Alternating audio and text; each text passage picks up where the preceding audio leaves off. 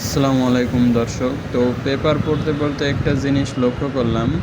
গতকাল অর্থাৎ শুক্রবারে একটি প্রশ্ন দিয়েছিল ফিফা বিশ্বকাপে রোনালদোর গোল সংখ্যা ৮টি। প্রশ্নটা ছিল ফিফা বিশ্বকাপে রোনালদোর গোল সংখ্যা কতটি ছিল। তো আজকে তার উত্তরটা দিয়েছে 8টি। বিশ্বকাপ ফুটবলের মূল পর্বে ক্রিস্টিয়ানো রোনালদোর মোট গোল সংখ্যা 8। এই পর্তুগিজ তারকা সর্বমোট 22টি ম্যাচ খেলে এই 8টি গোল করেছেন।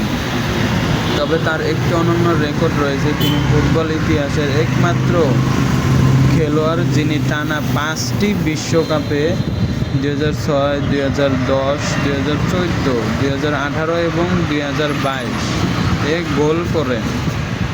2018 আসরে সর্বোচ্চ 4টি গোল, স্পেনের বিপক্ষে 3টি এবং মরক্কোর বিপক্ষে 1টি গোল করেন। তারপর আজকে শনিবার আজকের প্রশ্ন দিয়েছেন, বিশ্বকাপের এক আসরে সর্বোচ্চ গোল কোন ফুটবলারের।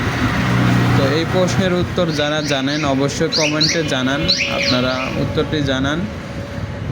তো রবিবারের পত্রিকায় আপনারা উত্তরটি দেখতে পারবেন।